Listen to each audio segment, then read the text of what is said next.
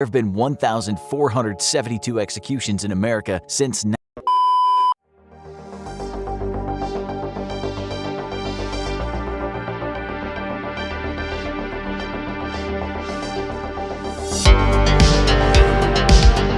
Hello everyone, welcome back to Requiem Radio. With me today I have Thomas Sheedy. He is currently the president and founder of Atheists for Liberty. His influence extends beyond the confines of the organization though, as he has been featured in notable media outlets such as Vanity Fair and even mentioned on the Joe Rogan Experience. Thomas has made appearances on various shows, blogs, and podcasts, establishing himself as a key advocate for atheist activism. With a background in public policy, he specializes in the largest demographic, atheism, and is dedicated to proponents of the separation of religion and government, as well as religious freedom. Thomas Sheedy, as they say, holds no BS, and public policy and management from the University at Albany Rockefeller College of Public Affairs and Policy. His focus lies in addressing the escalating civilizational conflict between advocates of liberty and those who prioritize faith-based feelings over fact. Thomas, thank you for being on my show. It's good to have you. Thanks for having me on. I appreciate being here. Yeah, so my first question for you, being interested, is what got you in all of this particular field in general? Was there a moment, or was it just influenced by others? What led to you being who you are today?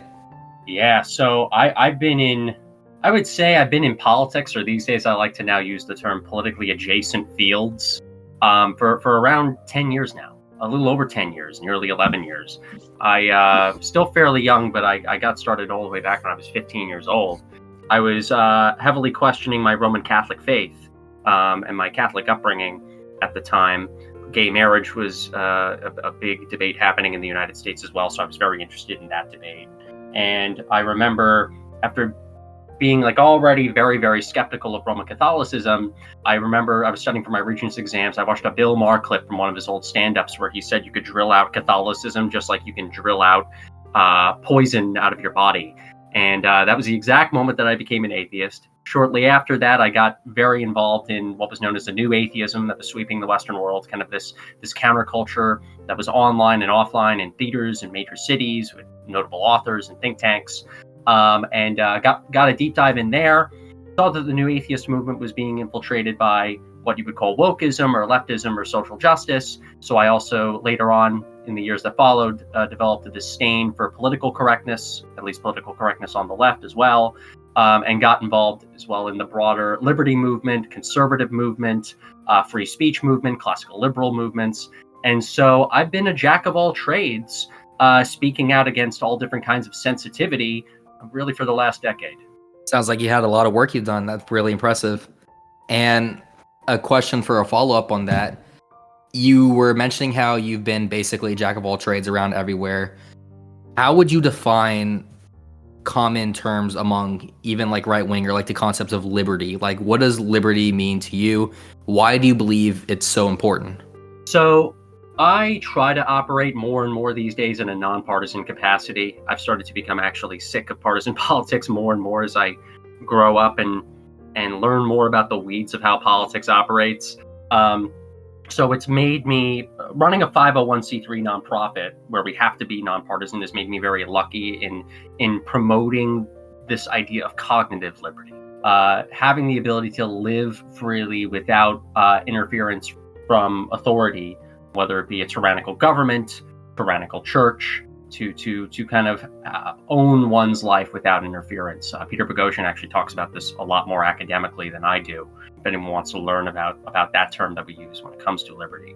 So that's the kind of the basic kindergarten-esque term that I would use to describe it, although we also have a lot more information on our website. Sounds good. And speaking of your website, what led you to be the founder of Atheists for Liberty? Yeah, so I was involved in the new atheist movement for a very long time. So pre-free speech movement, pre-anti-SJW or anti-woke movement, atheism was the hottest thing on the internet. It was the coolest thing for a high school student, college student, young person to be a part of before Turning Point USA and campus conservatism and all these different other movements and echelons became so popular. Atheism was the previous counterculture that existed in politics and in the West prior to that. And I kind of jumped on that bandwagon right before New Atheism's downfall. due to social justice, and right before anti-wokeism became really, really big. I was kind of a hybrid. And I saw the new atheist movement die. I saw that conversations about religion, critiques of religious belief, promotion of secularism, promotion of scientific literacy, opposition to theocracy, a wide variety of topics, those conversations were not really finished, I think, in the grand scheme of ideas. And a lot of people were just easily moving on to different political topics and jumping on the next, like, sexy thing to talk about. And I found that to be odd, because the largest growing demographic in the United States and ultimately in the Western world is atheism. It is, none of the above when it comes to religious affiliation. And so I think we have to have more conversations pertaining to this phenomenon, as it's going to actually shape the future of the Western world and the future of our liberties. And as a result of this, I saw nobody else picking up the banner of organized new atheism on the nonprofit level. A lot of the atheist nonprofits that existed were fully capitulated by social justice. They stopped being, a lot of them stopped being atheist organizations, like American Atheists, the American Humanist Association, the Secular Student Alliance, for anybody who has been in the culture wars for long enough, and they've turned into social justice organizations. So I was in college, and I was having kind of a WTF moment. Like, we got to continue this atheism thing, but the culture wars are rapidly changing. So I got together with a bunch of different atheist movement, new atheist type veterans who are also kind of in the anti-woke space. And we created Atheists for Liberty. We did the paperwork around 5 years ago, in March of 2019. And we've been fighting and growing steadily ever since. I like how you mentioned that, especially the evolution of culture wars, because that's something people don't understand. Culture war isn't static. It's always ever changing. It's, as I like to call it, a Leviathan, basically. We're just rolling through, and you got to keep swinging and adapting fit. And Exactly. We've interviewed tons of people before as well, like you could say, who are like very strict theists, and it's almost polar opposite, where they're like, yeah, I was a really big Ben Shapiro, Milo Yiannopoulos fan, and then they all became grifters, so I had to keep moving on. And I enjoy that always for my guests, because that shows like, hey, this is a person who can actually maturely grow and expand out past, what the original predecessors were. Mm-hmm. But I enjoy that. But going on to that more, I'd like to know, in the sense for how does your worldview influence your beliefs about individual rights and freedoms? Because we mentioned earlier, a lot of them went woke, SJW. Would you feel that atheism as a whole would just be a blanket statement and it's really the politics that are separate from that? Or do you feel like, kind of like inverse in religion, like religion affects politics, would you say like atheism affects politics as well? To a degree, yes, it does. Atheism is simply not believing in God. It's not a belief system. It's not a religion. I don't know what I can exactly say on this podcast, but speaking of Bill Maher, he had a very funny quote from several years ago. He said, "Atheism is a religion like abstinence is a sex position." It's not religious at all. But I do shape my worldview around my atheism. I want to make sure that I live in a society. We live in a society, that we live in a society that is not shaped by religious authoritarianism and theocracy. So I actually had this kind of disdain for what the left was becoming in American politics, because I was kind of on this 2015 liberalism train, 2015 Bill Maher train. You could argue maybe even Sam Harris train, Richard Dawkins train from back then, kind of like equality of opportunity, not equality of outcome, mostly center-left at the time. And I saw the left become apologetic for Islamic theocracy, become apologetic for opposing science in the name of intersectionality. You could look at the modern non-binary movement and all this kind of nonsense that has overtaken people, where you have evolutionary biologists like Richard Dawkins getting canceled with his Humanists of the Year award being taken away. I saw this kind of disgust early on, nearly 10 years ago. And already I was slowly going from center left to eventually center right. So, you mentioned also how I mentioned that culture wars change and that there are shifts. So I later on got involved in the kind of free speech, but also anti-woke movement. So during my first year of college, this was actually when Milo, speaking of Milo, he was doing his Breitbart college tour, and everybody would tune in on YouTube Live when he would go to every campus. I was addicted to that. Then everybody started watching Daily Wire. Then Charlie Kirk took over the scene, and Turning Point started to pop up on campuses, and kind of this idea of owning owning feelings with facts and kind of all joining together against social justice was kind of a big, amazing thing. And so I shaped my atheistic quest to protect Western civilization against authoritarianism. I attributed some of my allies at the time now on the right. Well, if the left is becoming so cancerous and the right are starting to now look more like Bill Maher from a few years ago, this is great. A lot of these Republicans that I hang out with now are really tolerant. A lot of these libertarians that I hang out with now are really tolerant. They say the exact same things that Richard Dawkins and Douglas Murray have been saying. And so I didn't grift per se. I shifted based on who my allies were at that particular time. And now what's very interesting, going into that, Peter Boghossian actually wrote a really interesting article in 2019 called Culture War 2.0, The Great Realignment, about how at that time, this is when the intellectual dark web was forming, you saw new atheists hanging out with religious people in defense of free speech and in defense of Western civilization. But now what's so interesting is I would argue now we're entering an even new cultural shift where you have the right, certain parts of the counterculture right becoming even more religious, kind of like how things were in the 80s and 90s. But you have also the left that is becoming more authoritarian, more dogmatic too at the same time. So I'm trying to figure out my whole place in the culture wars too, and I think a lot of new atheist types who are kind of in between center left and center right are trying to figure out where they stand as well in things. And I do shape a lot of that, who my allies are, what movements I'm going to be a part of, where Atheists for Liberty is going to go in terms of association, based on those shifts, and you have to react very quickly to those shifts. So a lot of my new atheist views are shaped in that sense because I want to protect my freedoms. I want to be able to live in a society where I can be treated with respect and dignity and not have anyone roll over me, and where I can have free speech and freedom of religion without consequence. Yeah, I like that a lot. And what that reminds me of is, especially when you were talking about alliances on the right, currently that is a big discussion amongst religious right-wing groups. Like you said, you nailed it on the head, where in a joking way, you guys, the atheists, are kind of like the wild cards, because you can have one post where it'll say on their bio, like, atheist, they, them, and like all these things, like, pro-vax no matter what. And then on the other hand, you'll have an atheist account. I'll be like, Nietzschean Hellenist. It was like the most far-right person ever. I'm like, whoa, like this person makes me blush. And then we're over here scratching our head. It's like, okay, so we got the Hellenists, we got these guys who are like more Nietzscheans. It's like, our discussion right now is like, oh, where do we put them? Are they our allies? Are they an enemy of a friend type thing? It's like, okay, we could side with them for now.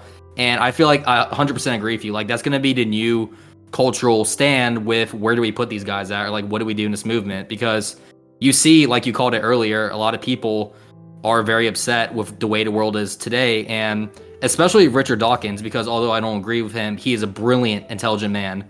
And I 100% applaud him and thank him, because I say this all the time. I liked guys like Christopher Hitchens. I like guys like Dawkins, because what they did for the religious right was they slapped us in the shape that says, hey, look, you can't make weak apologetics anymore. You're actually going to have to buckle down and get better arguments. So it forced people almost like under pressure, like the coals to turn to diamonds, be like, okay, we need to actually start doing things again. And then to see Richard Dawkins be, excuse me for saying this, eaten by his own, where he was stripped from his credentials, I was furious. I'm like, he was a brilliant man. What are you guys doing? And It was the weirdest thing over here. Me on like my Catholic account being like furiously at the gates defending Richard Dawkins in my life. I'm like, no, protect him at all costs. And everyone's like, what are you doing? Exactly. I'm totally with you on that. And it's going to be so interesting as to where we are placed. Like new atheists who are not woke, new atheists who are not into social justice, new atheists that don't have the BLM, they, them in their bio. We were probably in the 2000s and mid-2010s, you would argue, okay, they're on the left. Then you could argue from like maybe 2016 or 2017 to maybe 2021, 2022, oh, they're more on the right. You have people like Ben Shapiro defending Dawkins and Atheists for Liberties at CPAC. And, you have all these new atheist types that are hanging out with even conservatives and libertarians. And now, I don't know. I actually don't have a solid answer. Maybe it's going to take another year for the political climate to shift again. my philosophy with Atheists for Liberty, because we have like Democrats who are members, we have Republicans that are members, we have libertarians and centrists and independents who are members. We'll go to various different places as long as individual organizers of certain events, regardless of where they are on the spectrum, respect our right to be there and know that we can benefit from being. But my answer in 2020, when we were at like Turning Point USA's conferences and CPAC, would have been like, oh, we're so welcome here. And in many cases, we still are at some of these places, but it's not as cookie cutter and it's not as easy as it was a few years ago. It's not as black and white as it used to be. It's very, very gray now. And so it's like we met on some X spaces, you know. I bet that there are some people that go into your X spaces that loved hearing what I've been saying every now and then when I pop in. I've gained a few followers, and I bet I wouldn't be surprised if there are a few of your followers that don't like a good chunk of things I say. And then I go into some more libertarian leaning people on the right's X spaces, and it's the same thing. So we pull influence from a lot of different people with a lot of different ideological worldviews. And I don't have an answer as to where we are. I don't. I'm kind of cruising on it just like you are. I'm glad you said that too, because I've come to a point in my life where I've basically been doing an intensive deep dive in both philosophy, theology. I've got very much into like classical, theism, so like Aquinas, guys like that. But more in example, I've started reading a lot more Hoppe, Rothbard, all of those characters, and I've come to a point where when I ask questions in like these groups, I'd almost get crucified by them for like asking such questions, to the point where I'm like, you know what? No one's forcing me to like, quote unquote slap a label on me like, oh, it's, Sola Requiem, he's a XXX up here, like, all stuff in there. Like, so now I'm at the point where I just call myself like dissident right, because I noticed, like you said, I just find a trend where I have more agreements in common with people who are like remotely right wing over those who are not. Because there's been, quote unquote trad calves who have like a picture of Lenin as their profile picture and discusses me. And they're talking about how, socialism is really like Catholicism. That interesting, right? Oh, yeah, no, I nearly busted a blood vessel of that one. But then I also have people like yourself who, are, I would argue is like, right wing, like, hey, I care about liberty. I care about people having these freedoms. I care about this. I'm like, okay, I could side with him over someone who's a Catholic, claiming that Lenin was the best thing since sliced bread, like any day of the week. And I'm also, I would argue, I'm also honest. I'm like, not to toot my own horn. I would argue I'm fairly honest. I'll concur with you. I'll concur with people that I'm not perfectly aligned with you on a good chunk of things. I'm not part of the dissident right. There are people probably within your own circles that do not like me, do not like the mission, but I'm not going to change my views just to make someone happy. I'm not going to appease somebody just to be happy. I can be diplomatic and nice, but I'm not going to change that. Whereas, and you've probably seen this as a traditional Catholic, within the traditional Catholic community, especially on the right and within Gen Z, there have been so many splits already recently, so many different changes, so many different sects popping up. I paid attention very much so in 2019. I was still a college student when the Groyper Wars started. And when I noticed the beginning of the Groyper Wars, there was kind of this trad-cath unity against the conservative movement, I was on the other side of the Groyper Wars. I was very much against the trad cats winning on that side at trying to desecularize Turning Point and CPAC and a few of these other things. But there was this kind of unity where that kind of unified traditional Catholic sect actually was very much a threat to what we were doing. I was making a lot of different calls. I was paying attention to all the streams. I was in contact with a lot of people that were on the other side of this. But then what's interesting, look at Patrick Casey and his split from Nick. Look at a few of the streamers and his split from Nick. Look at Nick's split from a few of other different people. Look at some of them embracing communism and the governments of the Soviet Union and even Nazi Germany, for that matter. And then look at some of the trad cats then even abandoning some of their more former authoritarian views and going into libertarianism or something like that. I've seen this not only with our own side, but also with the Catholics in that part. There isn't, and then look at the view on Latin Mass, views on Pope Francis. some Catholics now preferring the Eastern Orthodox Church. There is such a interesting disconnection now, to where I think from both of our sides and perspectives, there's not really a good answer on when those sides will unify again. I don't know when non-woke atheism is going to unify again. In a way, I find that fun, though. Would you not agree? Because, like you said at the beginning, it's kind of gray. So I see it as like, look at you. You have your own ecosystem, your own problems. You're like battling the woke. Well, I'm over here, you know, butting heads of like Groypers and like Nick Fuentes guys. Because for anyone who knows me, I say this openly. I actively disavow and I despise Nick Fuentes. I see him as being nothing but blasphemous. Because he's openly stated this before, which pisses me off. He says, I want to get a bunch of young guys into church so we could hijack the church and use it to our means. That utterly disgusts me as a Catholic, because I'm like, no, you don't bend the church to your will. It's the other way around. You bend your will to the church. Watch your place. It's an outside external politicization of Catholicism.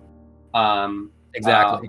You know, there have always been times when the Catholic Church during its history was political, but it was always I always felt that it was from the top down.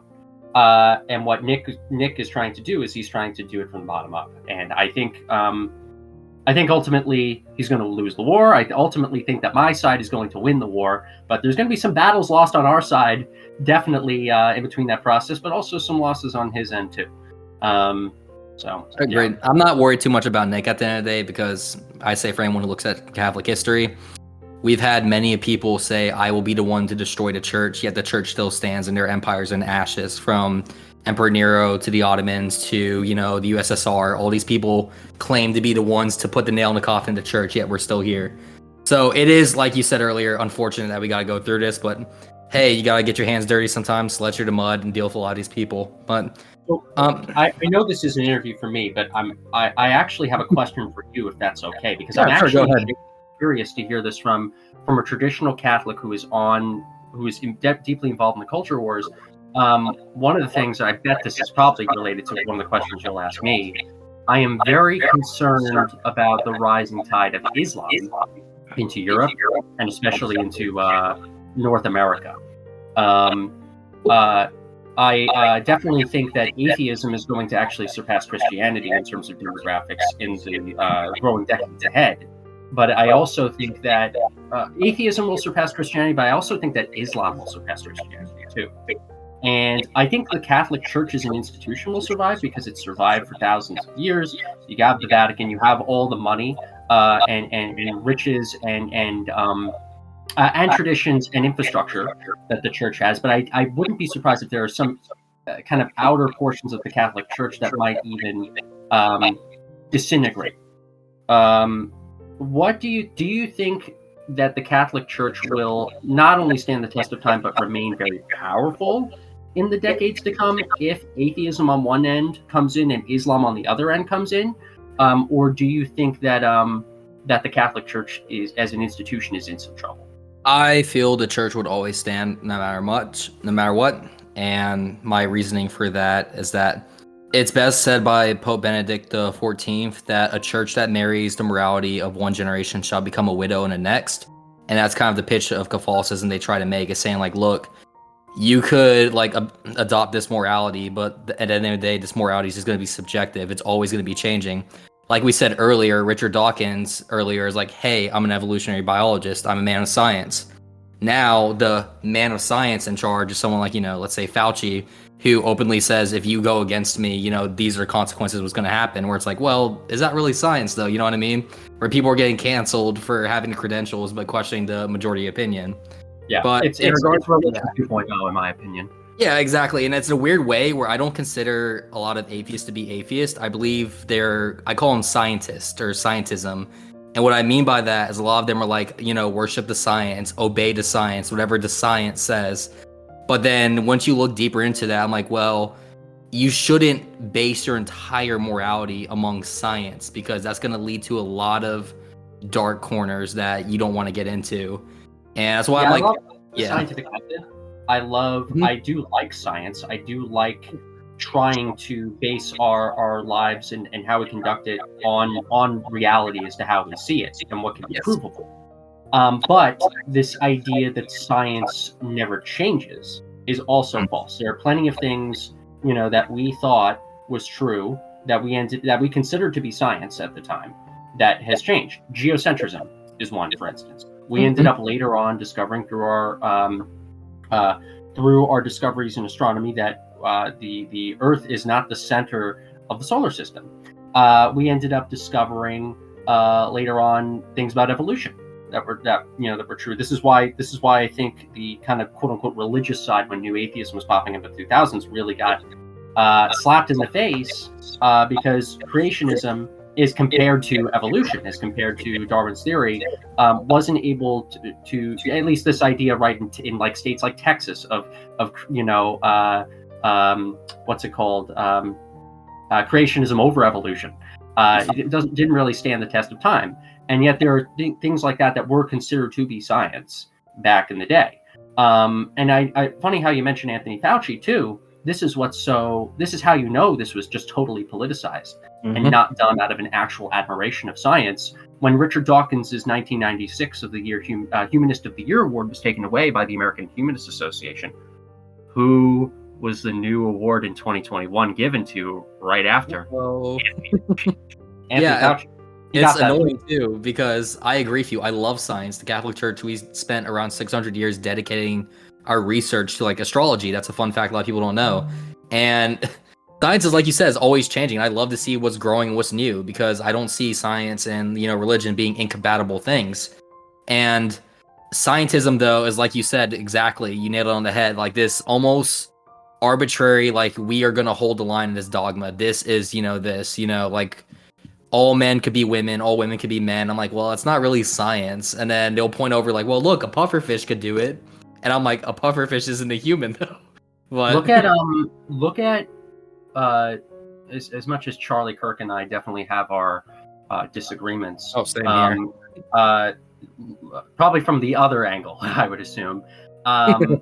Check out, for anybody who's listening, check out Charlie Kirk's appearance on the Whatever podcast. And I think there's like a clip that Whatever made of Charlie on it, like, what is a woman? Him asking a bunch of female guests, on what is a woman, what is womanhood. It's actually really, really great when it comes to talking about this particular topic. But yeah. Definitely. And going a bit back on topic, I actually had a question for you. So you already discussed a lot of your specific challenges already with battling, the new woke movement that I could honestly say hijacked new atheism. Do you see yourself having any major competitors or specific challenges or prejudice being an atheist advocating for liberty? I'd assume going against communists maybe, or are they not relevant? We're fighting a two-front war here at Atheists for Liberty. So on one end, we are the alternative to what currently exists and what remains of the atheist community. So new atheism was big, and there was this movement unity that existed in the atheist movement in the 2000s into the 2010s. There were already a lot of debates concerning social justice and radical feminism, but overall, for a very long time, there was this content view that there was this neutral movement that might have had more left-leaning people than right-leaning people in it, that still cared about church-state separation, science, supporting ex-Muslims, college and high school groups on campuses, and questioning religion, all of the above. That split ended up happening. Obviously, Atheists for Liberty was created. And so a lot of atheists that used to be a part of that old movement are now coming to us because they're like, wow, Atheists for Liberty is like the older atheist organizations from when they used to do actual atheist stuff. This is really cool. And so just our existence alone has become a threat. There's something I can now reveal, and I've revealed it on one or two podcasts recently. There's a massive organization called the Secular Coalition for America. I used to love the SCA for many years, and to be fair, they still do a few cool things, but of course only on the left. Even though, by the way, Atheists for Liberty is not even a right-leaning organization. I'll also say that because we're an atheist organization, but we market to the right, just like how we could market to the left as well. And that's why people think we're the evil far right, atheist group. When we're actually not really. We're literally milquetoast 2000s Richard Dawkins, Christopher Hitchens, and we happen to also have Republicans in our group, just like we have Democrats in our group. Oh no. But we, because we exist, we have a growing advisory board, the Atheists for Liberty, and the current, I believe, board chairman or president, whatever, or executive, I forgot who, of the Secular Coalition for America, she has a rule that nobody who is on Atheists for Liberty's advisory board, well-accomplished atheists that used to actually be a part of all these other orgs, none of them can join the board of directors of the Secular Coalition for America, because our mere existence, I would argue, is a threat to them. It's a threat to their hegemony, this monopoly of, oh, we are atheism. These people want atheism to be the they, them, BLM flag, atheists that you see on Twitter. When I would actually argue the majority of atheists are not even that. I always do this comparison. I said this on a podcast a few days ago. There was this event in atheist history called the Reason Rally. It was like our version of the March on Washington. It happened in 2012. We had 30,000 atheists that appeared in the rain, in the cold, in March, where people wearing ponchos and raincoats, listening to Richard Dawkins and other famous scientists and atheist advocates and secular advocates. We had a second rally to that 4 years later. And this was around the time where the movement really got near fully corrupted by social justice.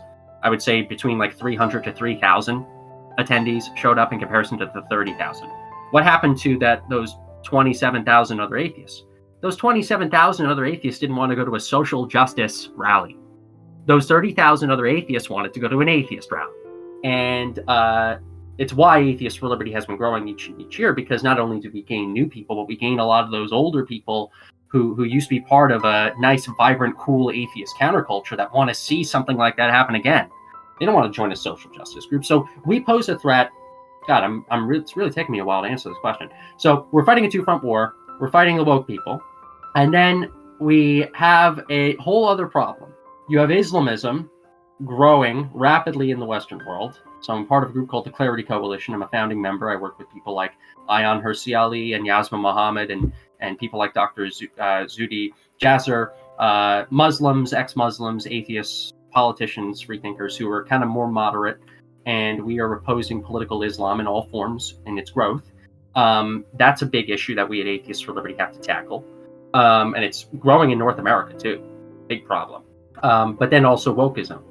I already mentioned wokeism.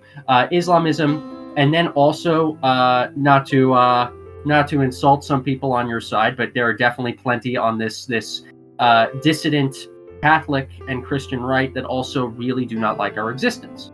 And what I try to tell people who are very heterodox in their thinking about the future of Westerns, and I've actually gained respect from people that really don't like atheism, really don't like our existence, because they at least understand where I'm coming from. And this is it.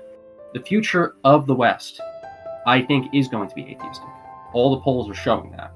And if the data is showing that, wouldn't you want advocates of Western civilization, people who agree that we should have a tolerant society that doesn't have Islamic hegemony smashing it, to be filled with based atheists rather than a bunch of people that will destroy your churches, destroy your way of life, destroy everything? But those people that agree with you culturally and politically, they might happen to not believe in God. I think most people, even Catholics, Christians, Protestants, who are kind of in that category, a lot of them really do understand where I'm coming from there, but some don't. And some want to stop us from having influence. So you'll see Turning Point USA adopting Turning Point Faith and reversing some of the statements they said in 2018 and 19 and 20 and go more in this trad Cath direction, which is why I don't like about politics. Everything shifts and changes so much. You'll have a lot of these people now reverse course on secularism because it's the coolest thing to say on Twitter now, or X now. I don't like that either. So we are in a kind of unique position where we're fighting a crazy culture war on two different fronts with, I would argue, extremes that just don't like our existence. Yeah, I can't speak for the left extreme on that, but if we were going to discuss the right, just to give you some alleviation, we don't hate you guys. We're just, it's just a lot of us, not really speaking just for myself, but a lot of us are worried from looking at like the history of atheistic movements. And of course we could argue days, and I disagree with this position because I don't believe, this is inherently tied to atheism, but you look up what are movements that are atheist? And then you see, like I said earlier, Mao's China, you see the USSR, and we could agree, me and you both, because I'm sure you're well read in history, that could be a bit of an outdated claim. There's more nuance to it. But for the surface level, Catholic, yeah. But for like the surface level Catholic dad who just wants to take his kids to mass, and be left alone, he gets really worried when he hears that. And I think this is my opinion from what you're saying. Like, if you could crack through to be like, hey, look, we're not trying to turn your kids gay. We just want to, we're just like you, we're normal. Then you can get a lot more support, which that's what I'm hoping on. Mm-hmm. Like I am a fiery atheist. Like I am militant in the sense of like how Richard Dawkins and Christopher Hitchens was. But someone like a Richard Dawkins also simultaneously never wanted to take anyone's Bibles away or tarot cards away or anything like that. I am very much a strong believer in religious liberty. For instance, when COVID was starting, the lockdowns were starting, I very much disliked the fact that the government was telling churches that they had to shut down. I love separation of church and state. I love the fact that there's that we have things in place to stop a religious theocracy, a strong religious theocracy, from coming in and sweeping all of our rights away. The same applies to protecting religion and religious institutions from a tyrannical government simultaneously.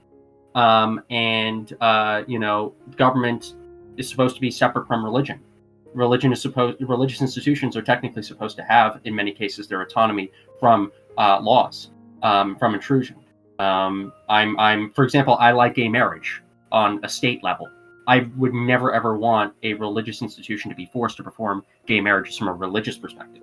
If you're a gay couple, go to a minister of the peace, or go have a secular wedding, and get gay married or something like that.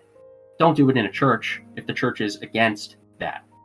We have those religious freedoms and these certain mechanisms in place to protect, to have a freedom from religion, but to also have a freedom of religion.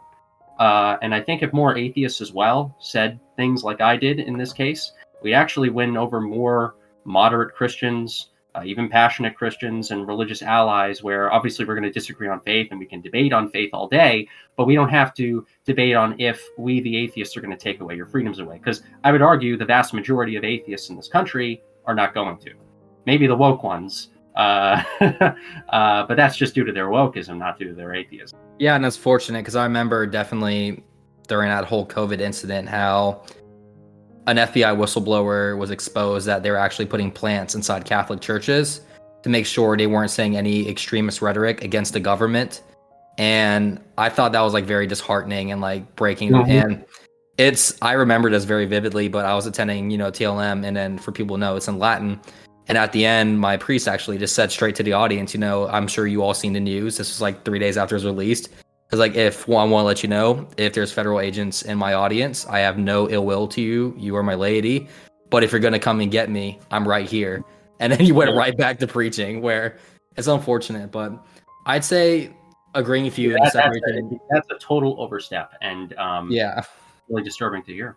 It's heartbreaking too, because like I said, I try to tell people, I know it's hard, but to separate the online personalities and we see online and go outside and talk to regular people. You'll be surprised and amazed, like just down the street, go to your local park, seeing people, because most of us at the end of the day, I'm sure, atheist or religious, whatever, we just want to take care of our families and our loved ones and just be like a better future that's prosperous for them. We don't care about No, definitely. And I actually want to ask you a question. You mentioned separation of church and state. What were your opinions on Masterpiece Cake Shop versus Colorado Civil Rights Commission when that was going down? Because I'm curious on that. I love this question too, because my view is not what people would think. It's very centrist. So I did a debate actually recently in New York City a few months ago against a traditional Catholic, and I actually gave my response to this question. So I actually am fine with two options. I'm fine with the liberal ruling. I'm fine with the liberal view that a lot of Democrats have on it. Or I'd also be tolerant and fine. And I'd also be tolerant and fine with kind of this absolutism libertarian view. I'll explain. We have civil rights laws in place that have existed since the 1960s, protecting, preventing discrimination on the basis of sex, gender, race, a variety of characteristics. if you are doing that when it comes to certain groups, you have to do that technically for all groups. You have to include sexual orientation, things like homosexuality, in that as well. So it's like, okay, fine, we already have these structures in place. You just have to apply it equally, and that's just how civil rights law has always been. So it's like, if you have an opposition to that, just oppose all these different civil rights laws and oppose the system as to how businesses are then prevented from having preferences. I'm also technically fine with the radical libertarian view of if you want to discriminate, if you want to prevent anybody from coming into your business, you can do that too. Not to say that we should morally support that or ethically support that, but then that means you then, if you're a gay person and you have that baker discriminating against you, find a different bakery, find a different shop. If you're being discriminated based on race or gender or whatever, find a different baker, find a different shop. Not, and then if I'm opposed to that baker's, I hate to use these terms because they've been so cartoonized. They've been so. It's just. Sorry like, if the question's a bit overdone. I was just kind of curious on that. Yeah, like let's pretend that there's a racist or a sexist bakery, and I don't, and they have the freedom to discriminate. Let's pretend all those civil rights laws are not in place. I, as a consumer, can then choose, along with the community, to not shop at that bakery. That's what the gay community can do in that case. So that's kind of my view. It's very centrist. Either let's support the Democrats in adding sexual orientation to non-discrimination, or get rid of it all and allow freedom to choose for both the business owners involved and the consumers. I don't like this kind of middle weird ground where okay, we're not going to discriminate based on race, we're not going to discriminate based on sex, but we can discriminate on sexual orientation. Either all or none, not this weird wishy-washy middle thing, because it just creates a convoluted process where you'll have civil rights groups and gay rights groups get annoyed, and then it's going to create more litigation, it's going to create more problems, more unnecessary debate. So just have it be all or none and get it over with. That's what I was going to actually bring up next. Recently, I'm not sure if you're aware, but the Civil Rights Act is currently looking under review, and people are asking questions. All right, we're coming up to the point now. Are we going to update this, or are we going to remove this? And update is like what you said, where there's people like, okay, include sexual orientation on there. But then you get to the slippery slope with, all right, but does that include people who identify as trans and stuff like that, where they can just walk into a bathroom and be like, oh, I'm a woman now, and then just like walk right through, and then you legally they're protected. Or like you said, you just like flat out remove it. I would prefer being flat out remove it. If a good example was recently, I think in 2018, Oregon, there was a feminist bakery shop that prided itself in charging what was known as a man tax. So if you were a biological male who walked in there, you had to pay $1.37 more than a woman. And shocker, this business closed down within 5 months because you just cut off an entire consumer base where they're saying, okay, I can just go over to this bakery, they won't charge me extra. Where it's just like, I don't want to say let the market decide in a sense, because that does sound callous, but at the same time, just, I feel that way. But the one concern I would have as well when it comes to amending civil rights legislation, although to be fair, maybe some of it should, I would be fine with sexual orientation being included, is, wokeism is only growing more and more. It's only becoming more prevalent. It's only engulfing society more. Even I'm probably to the left of you when it comes to even some trans stuff. I wouldn't be shocked. But then you get into some really weird things. I identify as Zer. I identify as an animal. I identify as whatever I want to be at any particular moment. And if you dare question that from a logical point of view, you're a bigot, and therefore I will sue you and, and use civil rights legislation as a defense against you. And so that's the question. This is where I actually agree with some of my dissident right opponents. And I don't like to agree with them a lot, but I'll agree with them here. One of their criticisms of politics, and even the right, is where do we draw the line ideologically? Where do we draw the line in the sand? I would be fine with drawing the sand in 2015 liberalism. I would be fine with drawing the sand there. Gay marriage from a secular stance, separation of church and state from a secular stance, put religious monuments on religious property, leave everybody alone, don't burden religious institutions, but keep the government secular. You know, I like that. This kind of Bill Maher liberalism. You know, if we drew the line in the sand, that would be great. But I'm gonna criticize myself here. Is that line really going to be drawn to that preference that I like? No, it's not. No, it is not. Wokeism is taking an even greater scale, and you know that where do we draw the line debate is only going to happen further and further more because of this problem. You know, it's great that reasonable people like yourself, Thomas, want to draw a line there, but all these other people don't want to draw it there, and they have a point. Does that mean that I like people on the dissident right saying, "Oh, let's go back to like what did Michael Knowles say? Let's go back to 1220." No, no. I think we should. I would say I'd love to go back to like 1995 or 2015, preferably. I think that's the most reasonable for everybody in the modern world. But yeah, hopefully that also answers a bit of. No, it definitely does. And if you're okay, I'm going to ask you a hard question now because I'm curious to see what your response for this would be. But we've been going on and talking about how one of your main proponents of the left, or like you said, the wokeist ideology that's hijacked a lot of like atheist movements. Mm-hmm. A very common critique I'm sure you've heard from right-wing people is that with atheism, what is your morality and ethics inherently tied to? What is it grounded to?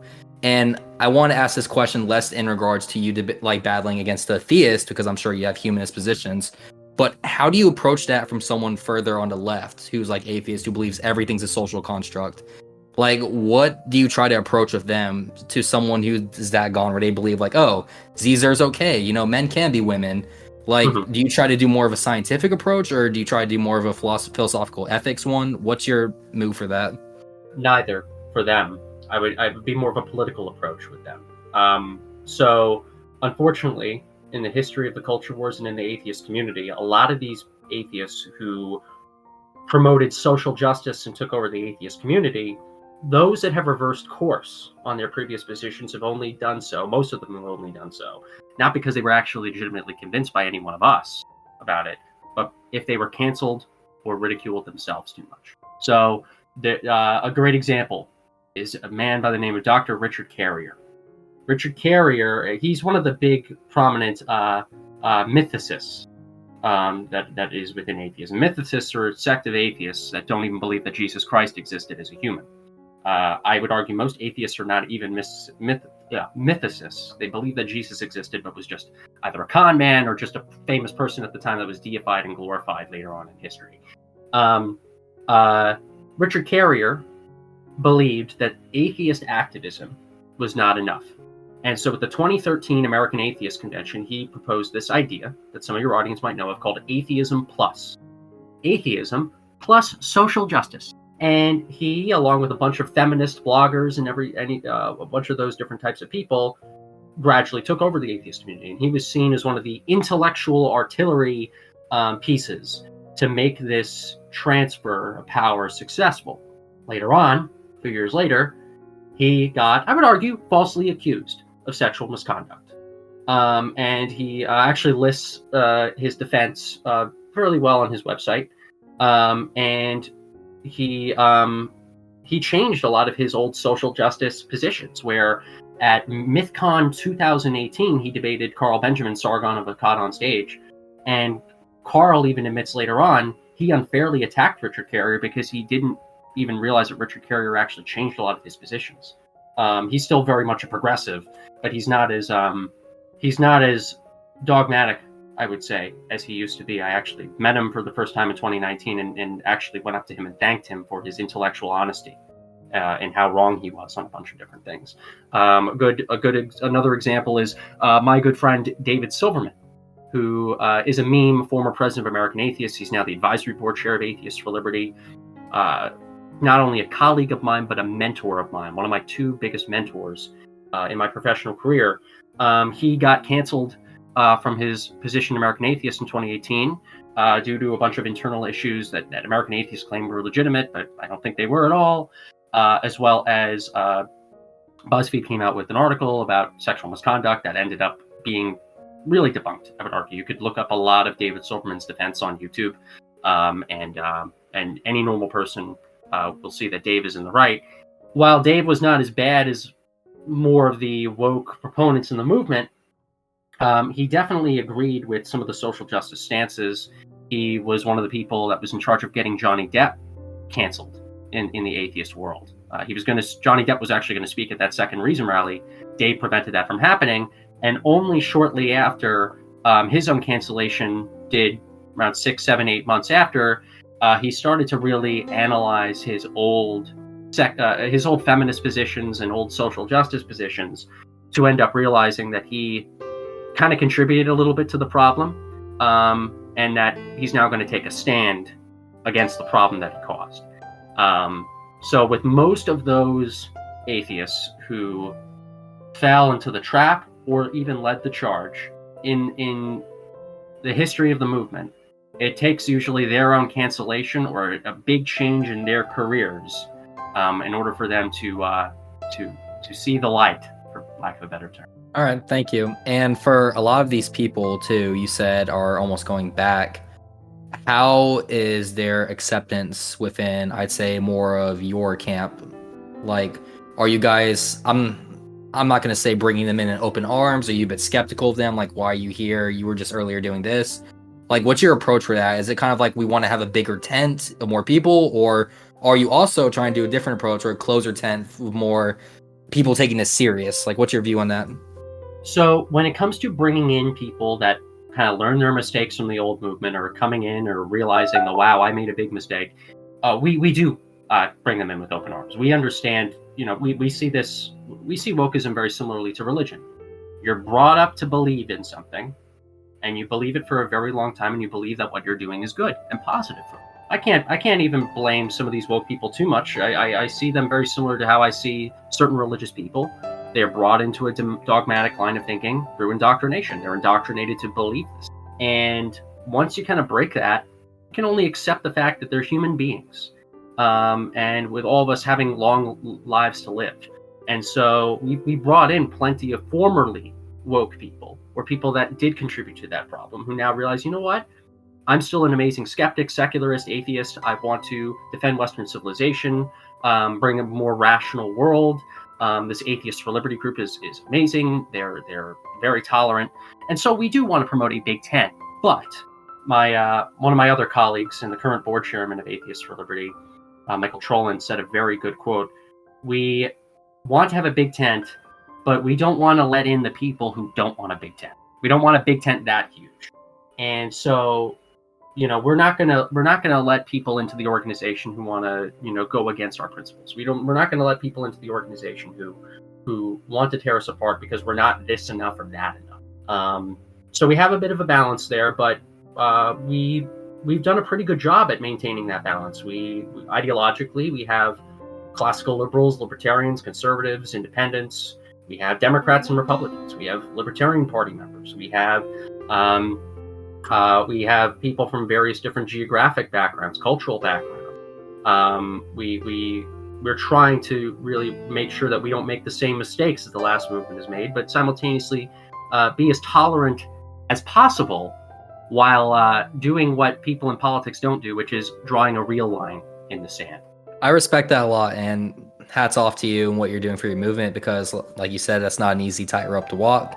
Sometimes I agree with you. You do have to be intolerant to intolerant people trying to hijack a movement, because you don't want to repeat the same mistake twice. Yeah. Going on to that, question in regards to strategies, what, in your opinion, would you say is the most effective strategy for promoting within atheist communities or for Atheists for Liberties? Like you said, you're talking a lot on like policy or politics. Would you say, is there any avenue you'd care to venture out of in that, or are you just sticking to this because it's working? It's mostly working fairly well. We try to change our marketing depending like on who we market to. We're not going to change our views on anything, but like I don't know, we're not going to CPAC this year. This is the first CPAC we're actually not attending because we just don't think that this year it's going to be ROI positive. But we used to go to CPAC every single year. Maybe we'll go next year. And when we go to a conservative event, a really hardline conservative Republican event, we will talk about how we are the face for atheists in the conservative movement, because no other atheist organization is doing what we are doing. So when it comes to reaching out to people from that side of the political spectrum, Atheists for Liberty is really the only 501c3 nonprofit game in town. When we go to Freedom Fest or LibertyCon or a more libertarian event, we'll be very, very much free speech oriented and kind of have a lot of that like raw dog libertarian kind of branding. When we go to any remaining local atheist groups that haven't died out yet, we talk about how we are continuing the old fight of what the new atheists were doing. We tackle a lot of different subjects from different perspectives. So we're a nice hybrid. We talk about free speech issues. We see wokeism as a new religion, and we see it actually as a defense of religious dogmatism in the name of intersectionality. So we go into those avenues. We like the old church-state separation fight. Obviously, we'll critique religious dogma as we see all these different threats, all these different problems as threats to our cognitive liberty. So it allows us to also have a big tent in terms of what we can focus on, what we can market to. So it's very nuanced in that way. I like that a lot. And I was going to ask you just one question, but honestly, this entire podcast, you've been answering it bit by bit. But I'll go ahead and finish it off, though. What are, in your view, some misconceptions or stereotypes that you'd like to address at all? Because I know at the beginning you said people thought, oh, it's the big bad, right-wing ones. When you said, like, we're not really that. Like, is there anything else we haven't mentioned during this podcast you'd like to bring up for the audience that says, like, hey, here's some more misconceptions about us. These are not true. Yeah, so I'll just bring up a few of them that are just popping up into my head right now, and I bet there are even more. Like, we'll stop this podcast and be like, oh, I should have said that. We're not strictly a right-wing group. We're not strictly a left-wing group. So, for anybody who thinks, any conservatives who view this, that go like, oh, these guys are just a bunch of liberal infiltrators or something like that. No, we are not. We have people that are literally in the GOP infrastructure that are a part of our organization. We have people that are fans of Donald Trump. We have people who are fans of Nikki Haley. We have Libertarian Party people. We have Democrats. We have people that are involved in the Democratic Party. So, it's not, we're not, and for anybody on the left, we're not a bunch of, right-wing racists that are coming in trying to, do the same thing. So that's one thing. That's one thing I'll mention. Something else I think we already clarified. We are very much in favor of religious freedom in this organization. So obviously we care about American secularism, but people think that it's just some like team blue liberal term that just means we only want freedom from religion, not freedom of religion as well. And the reason why I like us being in a nation that is free from religious theocracy is so we can all practice whatever we want to practice in peace. I like this kind of small L libertarian view that I know you emphasized a lot about, just like being left alone and being able to raise a family or go to church or go to mosque or go to synagogue or go wherever you want without the government telling you what to do, without some federal informants, infiltrating your religious institution. So yeah, we are these passionate atheists. We do make jokes about faith and stuff like that. Check out our Instagram. We are a jack of all trades, but we're honest about it. We're not going to lie. We're not going to change our ideals. Maybe we'll mold our branding depending on what audience we're talking to. But if you ask me a certain question, I'm going to give you the honest answer. And then let me think. There's a great FAQ section as well that's on atheistforliberty.org that people can find out already. We don't endorse candidates. We don't endorse political parties. And we're also not grifters. We're also not grifters too. And what I was trying to explain earlier in the show is like where we get accepted by changes. So it's almost like we get grifted around in a way. But there is no deeper ideological agenda behind us besides simply promoting our ideals, normalizing atheism, safeguarding secularism, preserving free thinking, and advancing individual liberty. That's what we're all about. And we'll gain allies, we'll lose allies. We'll be accepted at a conference one year and maybe not get accepted at a conference another year. We are the based, honest atheists who are going to say what we need to say, and we're going to do what we need to do to protect civilization, and also promote a rational world. All right, sounds good. And would you be okay if I asked you a few questions on Islam, in particular to the West, and your opinions on that? Yay! Yes. So Yes. I wanted to ask this earlier in the podcast, but we kind of got caught up. But I was gonna get your thoughts on France, for example, how it's arguably in Europe one of the most secular atheistic societies because they removed Christianity, I'd argue, pretty wholeheartedly. But now, instead of living in the quote unquote, atheist utopia they thought they were going to be in, they're now facing a large wave of Algerian immigrants and people who are spreading Islam very rapidly. And as I'm sure you've seen the videos, I've seen the videos, the French natives don't really appreciate that because they're like, this is a foreign religion in our lands. But the government's doing nothing as it's taking over the lands, basically. And that was going to be a question I wanted to ask you. How would that be prevented if, let's say, you said earlier that you believe atheism is going to be the religion in America? What's stopping us from being a France 2.0, where we kick Christianity out and Islam just takes its place? I think it's due to government differences in how the government functions and how the culture functions. I don't think atheism actually has a factor much in this at all. So the problem with France and the problem with Europe and Canada as a whole, pretty much every civilized nation that is not the United States, they don't have something called the First Amendment. They don't have something called the Constitution. I know it sounds like a boomer answer, but I know, like, I'm Gen Z too. So I know, like, people don't want, like, the Ronald Reagan soundbite. So, well, we have our precious freedoms, and because we have our freedoms, to be A-okay. However, I know some people think that the Constitution is not based and that this is dumb and gay and blah, blah, blah. The Constitution is actually pretty awesome. It allows us to operate more freely in comparison to France. Let's talk about France for a second. France has had a change of how many different governments and changes from empire to republic to this republic to that republic to Vichy France and then back to the different republic. So many constant times. Not just because, and the United States, meanwhile, has survived the test of time, where empires have come and gone. Yes, we're separated by an ocean, which has helped, but it's also because our ideals have stood the test of time. France, I love plenty of the ideals of France and Britain and Germany. They are civilized nations that care about democracy and care about, Western values on the most part. But they caved, not due to atheism at all, but due to the fact they didn't have the constitutional safeguards that we did. And I would argue wokeism is also at effect too. You don't want to hurt those poor minority Muslims, do you? You don't want to be a racist, do you?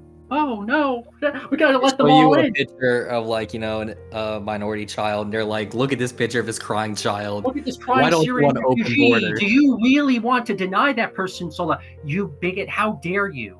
And look, I think that, like, we can be humanitarian as a civilization, sure. Does that mean we have to let all of Syria into Europe? No. You can let some people in who actually, like, are fleeing persecution and death by their government. You can. That's not, like, most of the population of Syria. It's really not hard to, because, like, my family came here. My family came here from Cuba in the 1970s, and we learned really quick, okay, we're not going to bring, Cuba over here to America. This is America. We will hold our values, what we have dear. Sure, we're a bit different, but at the end of the day, our core foundational roots are American values. That's what we believe in. These are things. And it's coming from someone from a family of immigrants, seeing, like, people come over. For example, I was in the space the other day. There was a Islamic individual, it's a woman, and she was chanting death to America. I hope this country collapses. Mind you, she immigrated here 10 years ago from one of those countries, and I'm just scratching my head, not trying to be rude, but, like, if you hate America so much, why'd you come over here? Why not go back? Exactly. America is such a hateful, bad place. Leave then. Leave our quote-unquote bigoted, evil, racist, sexist, Islamophobic country. We are one of the most tolerant, small L liberal, actually, societies out there, for better or for worse. These people should be smart enough to understand that, but of course not, because they're just going to believe whatever the machine tells them on a lot of these things. So it's whatever. So no, I think France caved because they didn't have constitutional protections. I think they caved due to political correctness. I think we're going to have some of the same problems in the United States, but it's not going to be due to atheism. It's not going to be due to not believing in a God. Also speaking about that, like, you have plenty of woke activists use God to justify their beliefs. Go to a BLM rally. You really think Oh, that a good chunk of these people are going to be atheists? No, a lot of them are going to be like Christian Baptists who are going to have the BLM trans flag in front of their church. There are definitely atheists in the woke movement. Am I gonna, I'm not gonna say not. But this idea that it's like purely atheistic, and that Richard Dawkins and Christopher Hitchens created this problem, or Sam Harris created this problem. It's like, no, they didn't. No, they didn't. That's a weak argument for people that just want to like get others to go back to church and preach about it on Twitter. Exactly. Yeah. No, that's what I love about that, because like I was going to bring that up, but I think recently, if you look at, I believe Harvest, I'd recommend following him. He's on YouTube. He does analytics and data of religious groups, harvest.org. But he did an interesting cover where he saw there's a weird phenomenon going in the United States where, although, like you said earlier, a lot of people are becoming like, neutral, like non-believer, believe, what's the statistic? 28% roughly. A lot of people who are Protestants or going to like these mega churches that have like, the trans flags, the BLM flags, they're leaving too, but they're going to both Catholics and Orthodox services in the United States. And I wasn't really trying to infer, my apologies, that, France fell because of atheism. It was more of people naturally crave some sort of hierarchy or some sort of authority. So they're like, oh, Protestantism is letting all these new things walk into there and replace our religion. Like, unfortunately, I visited a friend who went to one of the non-denominational megachurches. The first thing they told up there was Christians need to be more tolerant in our beliefs with others. And I thought Christianity isn't a belief of tolerance, though. I'm sorry, and I'm not trying to hurt anyone's feelings, but we believe what we believe. We're not changing this belief. So and this is why this is why I almost like atheism to a degree, because it's like you have some of these people who are like totally secular too, who are like I have friends who are like gay Christians and like gay milquetoast barely believing Christians, and like moderate barely believing Muslims, like liberal Muslims, and they get so upset when I went to a Log Cabin Republicans events recently. I'm not going to out this individual, but like there was this guy who got very upset that like his job is at risk at a Catholic school for having his maybe I forgot exactly what it was, but like for some gay rights views or something like that. And it's like, what did you expect? Yeah. What did you expect? You chose to get a job at an institution that has held these biblical views on homosexuality for such a long time. This is why I like separation of church and state. You can leave. Exactly. And you can go somewhere, go to a secular institution that doesn't have that problem. It's like if I tried to apply for, I don't know, any like the secular humanist organization, and I start, wearing a cross, looking stereotypically extra Catholic, and start preaching about Jesus, and they fire me the first day, and I'm like, wow, so much for the tolerant left. Humanist or atheist, yeah, there's so much for the tolerant humanist. I'm like, it's just so ridiculous. It's silly. It's like, what do you expect? Yeah, it's like technically, by the way, there are certain laws that prevent discrimination. Like atheist organizations, actually, if there's a qualified person who's like a Catholic who applies to work at an atheist group, they technically have to like if they you have to, like, you can't discriminate. So like if you're qualified for the job and you get turned down, you have to get turned down for a certain reason. You can't be like, because you're under unprofessional work conduct or something. So like if I showed up, I'm not being professional in my work, and I'm just like here preaching about Jesus. Yeah, like, you'd have to get like something else that would be used as an excuse to get you out. Where was I going with this? But yeah, I kind of find it to be interesting how Christianity in many ways is also experiencing a woke infiltration. James Lindsay talks about it a lot. He's on our advisory board too. I agree with him on, I would say, maybe 85% of what he talks about. One of the things I know he's very prevalent talking about is the infiltration of Christianity by wokeism. This is like one of his big topics. He is actually friends with a lot of pastors and priests and religious officials, because he talks about this issue quite a lot. So it's an interesting phenomenon. Just like I was saying earlier about splits within Catholicism, splits within Christianity. It's not only atheism. This has happened. It's everyone. Yeah. And yeah, sorry, not to put the mic on me, but I'd say another thing that you brought that up irritates me is definitely when it comes to the Pope, because a lot of people The Pope doesn't speak English as his first language. So you'd have media organizations. I see this so many times. They'll take a quote he said, they'll butcher that quote, and you'll have a left-wing organization like cheering, being like, "Oh, the Pope just approved of gay marriage." I'm like, Yeah, he he's did with not us. say that. Woo. Yeah, and then Yeah. it's like you'll have the right being like, "The Pope did this. It's so over." I'm like, well, he didn't say that. Also, like, read the actual Vatican statement what he said instead of doing this. It's just silly. Like, but in 2013, I yeah. noticed. I think he became Pope in 2013. I remember 2013, 14, 15. You had like even and I like Bill Maher still, even though I'm different than him when it comes to some of his politics. But like you can look up like Bill Maher's statements on the show when Pope Francis started to take power. Like, Pope Francis is our guy. He's the cool Pope. He's a liberal Pope. Why the liberal Pope? You're a new atheist. You think this stuff is like outdated and medieval. Why do you care if he's cool or not? Why do you care if he supports gay marriage or not? Why do you care if he supports women becoming priests or not? The Catholic Church has remained solid as an institution with certain traditions for thousands of years. If you're an atheist and you don't even believe in God, why do you care so much about the Catholic Church evolving or not evolving on certain things? Like I said earlier in a podcast, like, I'll hear Catholics coming to me telling me like, "Oh, do you see the absolute state of like atheism?" Like, yeah, I'll pray for them, but that's not my main concern. Like, I'm not trying to sound blunt when I say this, but I'm concerned about interior politics within the church right now. And I'm not trying to sound rude and be like, "Oh, I'm watching you guys at every second," but it's like I'm kind of occupied with my own thing. Like, I'm sure, like you said earlier, you're occupied with your own thing too, your own battles. It's nothing against you or to be rude. It's really weird and frustrating where it's like, why should we care about them doing that? Like, let them do their thing. But you can just tell them, go talk to Thomas Sheedy if you want to find out about the atheism stuff. Yeah, a quick question I wanted to ask in regards to the Atheists for Liberty. Can you discuss any specific monumental moments for you guys, like any large breakthroughs or movements you've done since having this organization? Yeah, just to name a few. So you talked about COVID, you talked about vaccines, and when you were mentioning Fauci for a second, this is one I think that your audience would like so much. This is a past thing that we did called the Vaccine Mandate Equality Project. So we're big separation between church and state proponents. And while I am on a personal level, I'm a fan of vaccines and science, even though science changes, even though I think COVID was totally politicized, 100%. I'm a big fan of freedom of choice. And actually, Atheist really doesn't even have a stance on vaccine mandates either, because it's just like we can't focus on every single issue as an organization. What we care about is upholding secular law.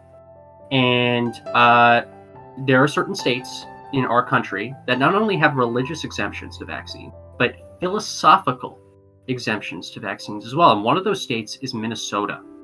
Minnesota, there was a gentleman by the name of Patrick Wilmers who worked for Verizon Wireless at the time. He might still work for them. I don't know. He's a member of ours. He was nearly fired for not having the COVID vaccine, even though he had the antibodies in his system. We didn't take a stance on the mandate itself, the vaccine mandate itself, but we did take a stance on this. He tried to claim a philosophical exemption, which is in his right, as per Minnesota law. Verizon, I think, didn't care, or rather, they didn't know about it. So we sent a letter to Verizon Wireless, and through our work and through our advocacy and helping Patrick, his job was secure. He was able to remain employed. I don't know what his employment status is now, but we've considered that project to be a success as a result of that. And this is something that other atheist groups didn't do because they are social justice groups. They are politicized. We are not. We will engage in separation of church and state issues that other atheist groups won't do, even if it doesn't look politically convenient for them.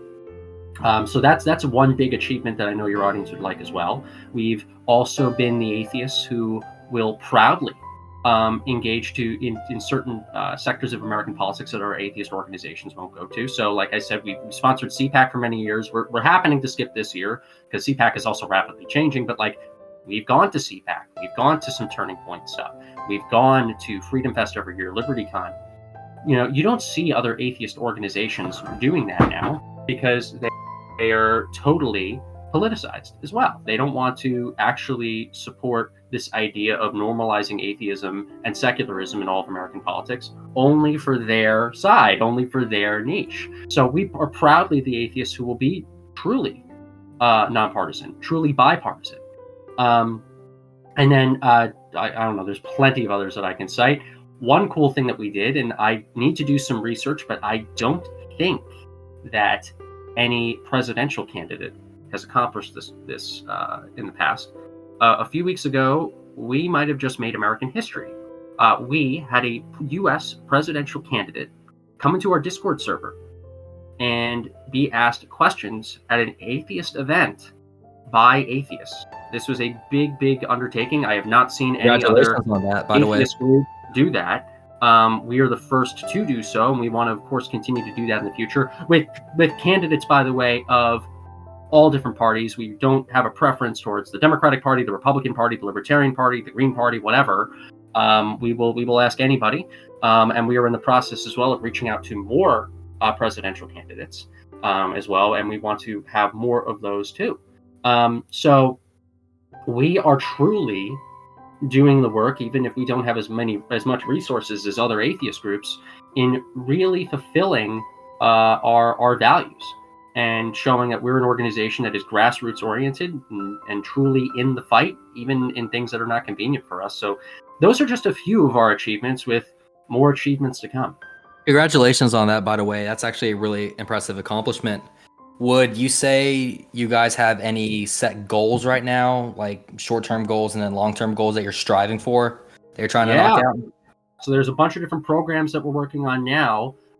Firstly, we have a nationwide college tour that is taking place this semester, the spring semester of 2024, but it will be going on for the next year or two. We have a national campus team that is on that. We're trying to go to various different campuses across the country to kind of be reactionary and counterculture in nature. Most of the campus tours from a lot of these groups are filled with the same old speakers that say the same old talking points. And we want to add some variety in the mix, from debates to panels to lectures and really fun interactive discussions, maybe some street epistemology even here and there. We are trying to really genuinely bring genuine, real discussions about actual civilizational issues to American campuses. And so we're going to eventually announce even more information on our social media. There's some very basic information that is already on our website about that, but we're doing that. We have a state director program where we have state directors in plenty of states at the moment. We want to get state directors in all 50 states within the next 10 months to really rebuild the local atheist community, to give atheists a sense of purpose and belonging and a space where they can go to and feel accepted. We have online programs on our Discord every week. We are going back to doing our YouTube live streams also very soon with famous atheists in the culture war. And even in our Discord events, we do hangouts with also a lot of famous atheists and people in philosophy, politics, culture, religion. So for any atheists, agnostics, secularists that are watching this, I highly suggest you become a member and become part of our community and become a part of our movement to really partake in a lot of this stuff. And there's a lot of cool benefits listed on our website as well. All right, and a few more questions and then you're good to go. But what advice would you give to atheists who are interested in advocating for liberty in communities? And especially, I believe you already answered the question earlier, but what are some resources you could give them to join your organization or help you in the fight for Atheists for Liberty? So to answer both questions is to join Atheists for Liberty. First off, to follow us on all social media platforms, but then to go to atheistsforliberty.org and to click that Become a Member button. We have a lot of various different perks if you upgrade your membership or get a higher tier membership. But let's say you can't afford one, or there's you're in a financial situation. Basic membership is $12 a year, billed every year at $12. It's 501c3 tax deductible. Get to be a part of our community. We're doing stuff not only online but in person. For instance, for our New York, New Jersey, and Connecticut members, and also outside supporters. You don't have to be a member to go. We're having a meetup and reception this Saturday at the Metropolitan Republican Club in Manhattan. So I don't know if this podcast is going to be released beforehand. If not, we're we're already having a lot of people on the RSVP list, and I'm going to assume if you're listening to this after that it was a very successful event. We had one last year and it was very successful, but we're doing those around the country. We got the college tour that is growing. We're trying to expand the number of atheist meetup groups that are around the country, filled with normal, non-woke, non-crazy blue hair, non-they, them, BLM type, like non-woke, normal atheists from across the political spectrum. Because one criticism that we get is that, if you're an atheist, one of the benefits of church is that it gives people a sense of purpose and belonging. I think that's just a symptom of humans being the social animals that we are. That's one of the reasons why churches, I think, have also been so successful. Mosque, synagogue, things like that. Humans need community and belonging. We're trying to do that as well. And for many years, atheist groups were very successful in that. But with social justice came the downfall of a lot of these groups and the momentum that was in a lot of these groups. I used to lead a local group when I was younger. So we're trying to do that. There's so many different things, online, offline, volunteer opportunities to get people involved in the fight. Step 1 is becoming a member, and step 2 is to contact us. You can email info@atheistforliberty.org. There's even a volunteer form that's on our website too. All is available on the site for you to check out. All right, thank you very much. And my final question for you, would there be anything else that we didn't touch on today that you'd like to address or bring up for the audience? Think of any. The only thing I'll say is I know we met on X Spaces. We're going to be doing a lot more of those at Atheists for Liberty, and I'm going to be hosting a lot more myself. I'll definitely pop in more on your Spaces, Sola, and people can follow me on social media, most social media platforms at Sheedy Tom. So that's at SheedyThom, and I'm very active on X. You guys will see me pop into a lot of different spaces from people across the political spectrum and the religious spectrum too. And I'm looking forward to being more involved in the conversation in the years ahead. Thank you so much, ladies and gentlemen. This has been Thomas Sheedy joining us with Requiem Radio. It has been an absolute pleasure to have him on. It's one of our most enjoyable episodes and really funny guest too. I appreciate the bluntness in a lot of things, and I love honesty because that's always the best policy. You have seen this all here at Requiem Radio. Have a nice one. Thanks for having me. All right, I'm going to cut the recording now. Good job, man. That was a really good interview.